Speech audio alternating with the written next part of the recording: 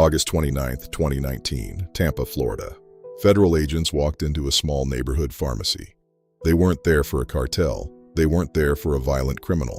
They were there for a pharmacist, a man in his 70s, a pharmacist who was also a dentist, a man whose only crime was filling the prescriptions that other pharmacies were too afraid to touch.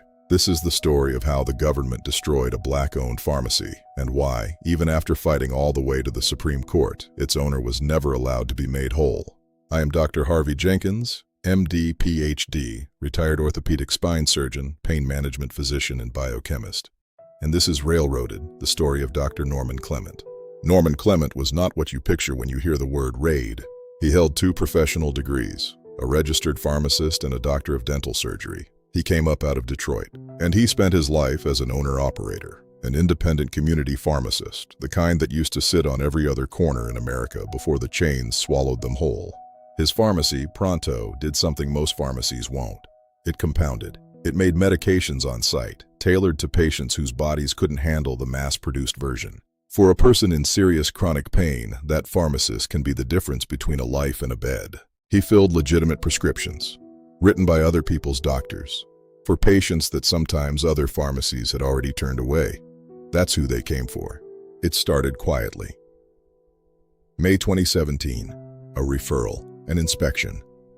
Investigators showed up. His family asked them to leave. They left. September 2017, a subpoena for his records. And then for almost 2 years, nothing, until August 2019. First, the DEA froze his license with the stroke of a pen, calling his pharmacy an imminent danger. 6 days later, they raided it. They carried out his records, his backups, and by Clement's account, they destroyed the store's own security camera system on the way in. The one thing that could have shown you exactly what happened that day. Here is what the government's case was built on, and what it was not. It was built on pill counts, on language, on the imprecise vocabulary of red flags and pill mills. It was not built on medicine. The investigator interviewed no prescribing physicians, no patients. The government's own expert reviewed no patient charts, no imaging, examined no one. Not a single patient was shown to be harmed. Not a single prescription was shown to be fake. They accused a compounding pharmacist of manufacturing narcotics, as if a storefront in Tampa were refining opium into oxycodone. So Norman Clement fought back, alone, pro se, representing himself when the money for lawyers ran out, and he brought receipts. Using the DEA's own data system, he pulled the numbers for the pharmacies within 6 miles of his own. His pharmacy, over 6 years, moved about 348,000 units of Schedule II medication. Sounds excessive.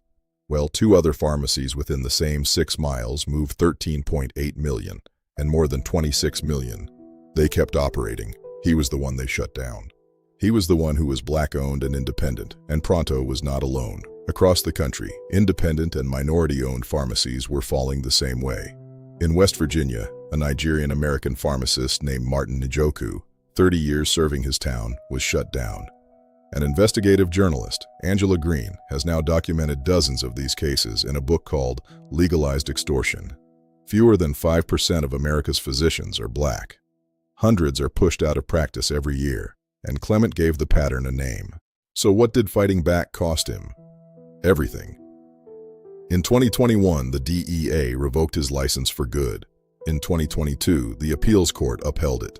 He petitioned the Supreme Court by himself and did not get the relief he sought. The pharmacy he built is gone. The license is gone. The years are gone. And here's the part that should keep you up at night. No agent was ever disciplined for interviewing 0 doctors. No one answered for the lost records. When the government gets it wrong in a case like this, there is no consequence, no symmetry, no accountability. Even if he had won, he could not have won. You cannot unraid a pharmacy. You cannot refund a decade. For people like Norman Clement, true vindication is not on the menu. The process itself is the punishment. This is not a story about one man. It is a story about who is easy to raid. Cartels shoot back. Doctors and pharmacists don't.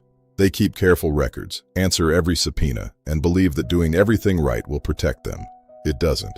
And when the target is black-owned and independent, the pattern stops looking like an accident. This does not get fixed with outrage. It gets fixed with policy. Learn his name, Norman Clement. Read Legalized Extortion by Angela Green. Learn the names. Refuse to let this story be told only in the voice of a government press release. Stay curious. Stay informed.